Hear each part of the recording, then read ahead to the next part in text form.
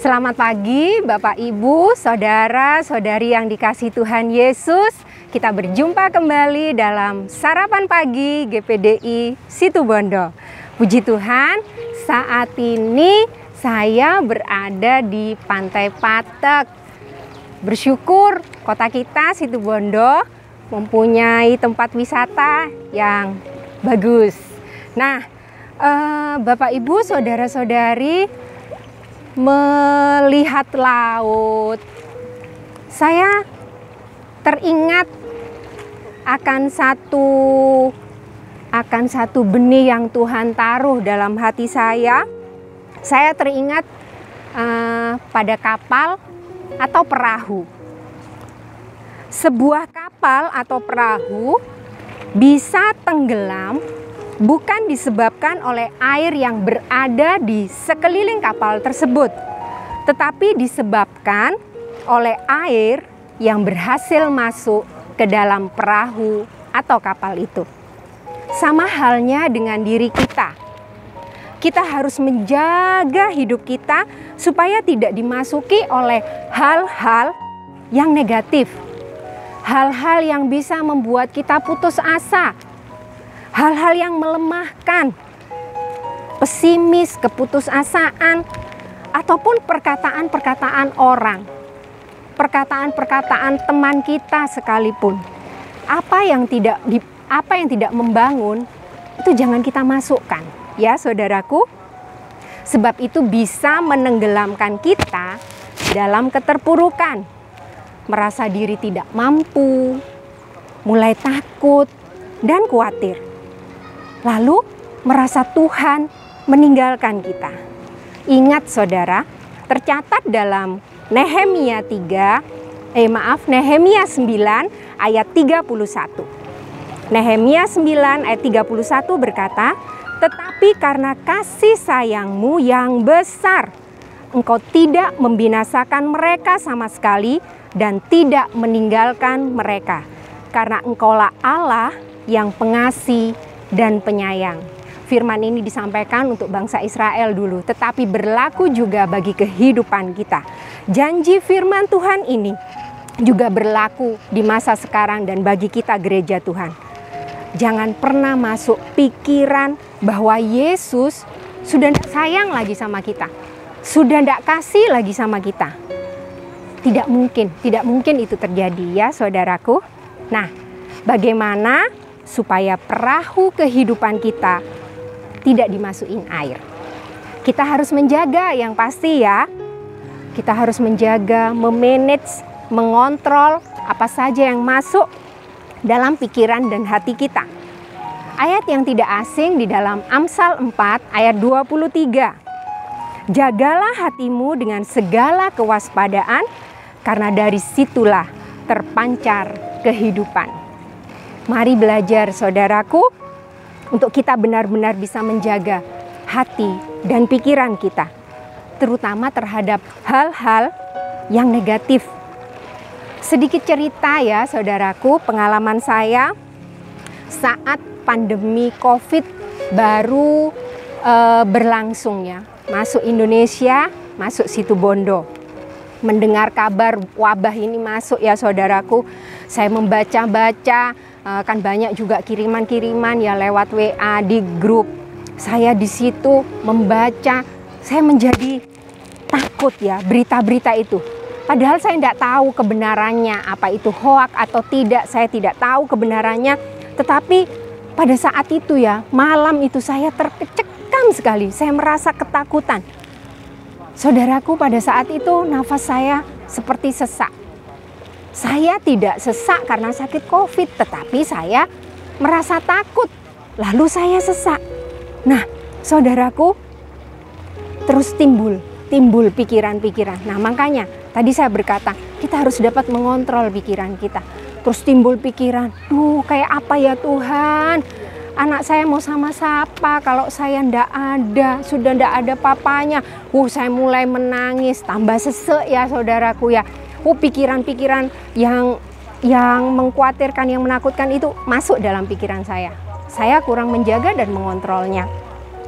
Tapi saudaraku bersyukur, pada saat itu Tuhan Yesus mengingatkan saya akan satu ayat di dalam Yesaya 41 ayat yang ke-10. Yesaya 41 ayat 10. Janganlah takut, sebab aku menyertai engkau. Janganlah bimbang, sebab aku ini Allahmu. Aku akan meneguhkan, bahkan akan menolong engkau. Aku akan memegang engkau dengan tangan kananku yang membawa kemenangan. Amin.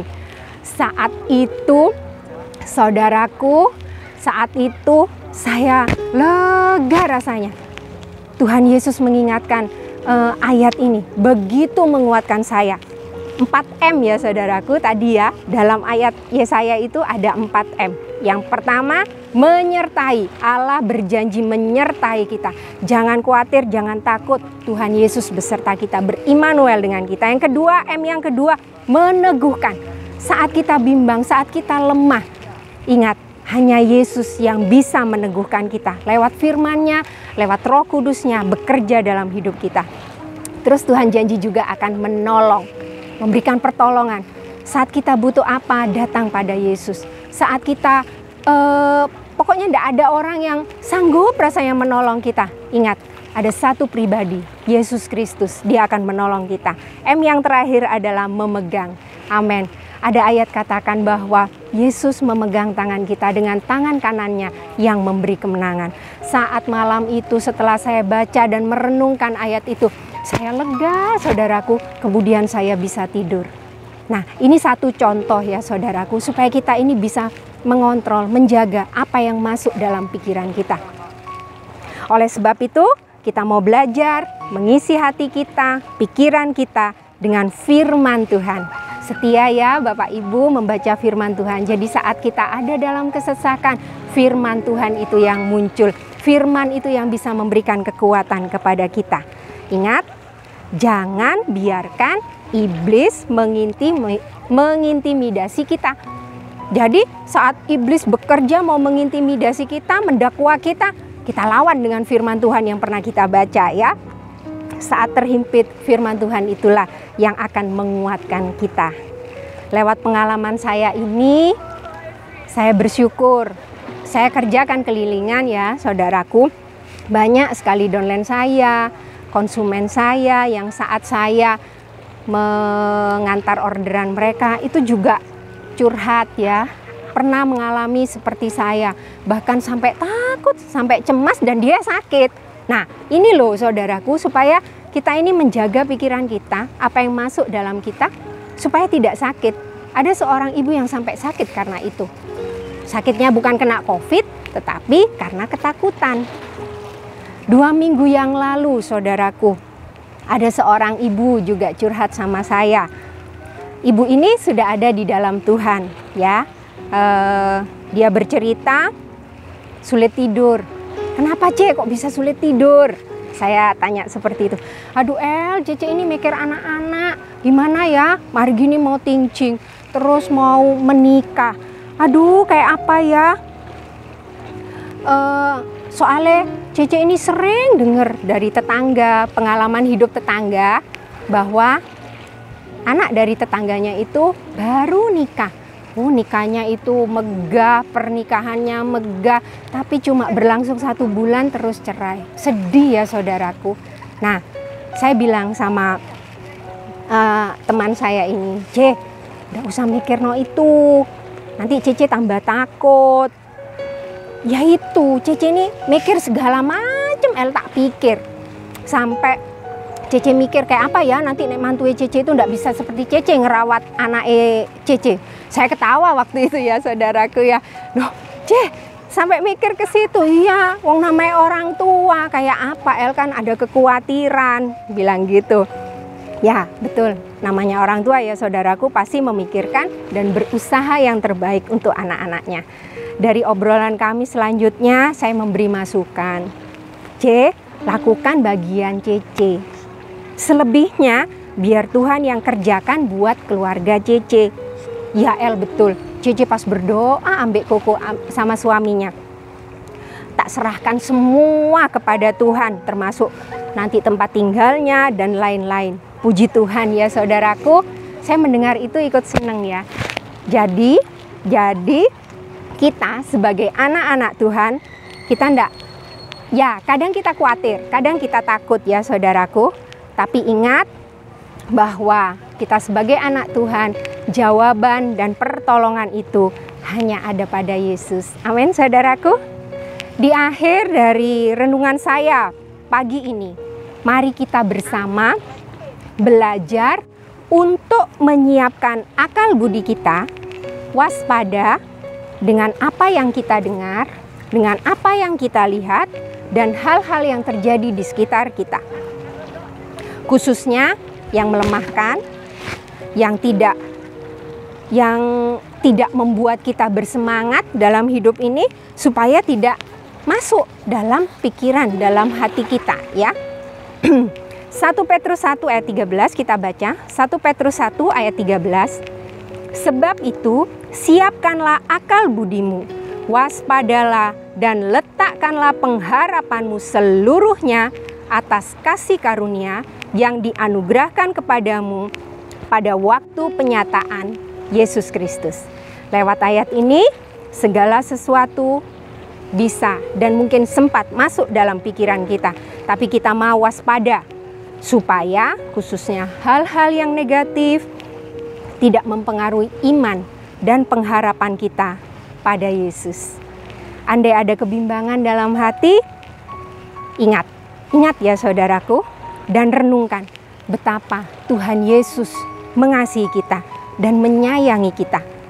Kasih karunia Allah telah dianugerahkan kepada kita, dan inilah yang akan terus menguatkan kita dalam menjalani hidup ini.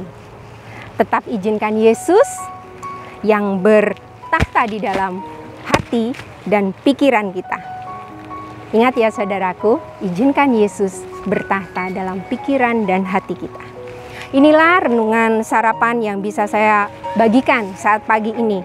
Mari kita mau belajar untuk menjaga perahu kehidupan kita supaya tidak dimasukin air ya saudaraku. Air berbicara tentang pikiran, hal-hal yang negatif itu tidak masuk dalam hati dan pikiran kita, dalam perahu kehidupan kita, supaya kita tetap berkemenangan bersama Yesus, bersama nahkoda kehidupan kita, Tuhan Yesus Kristus.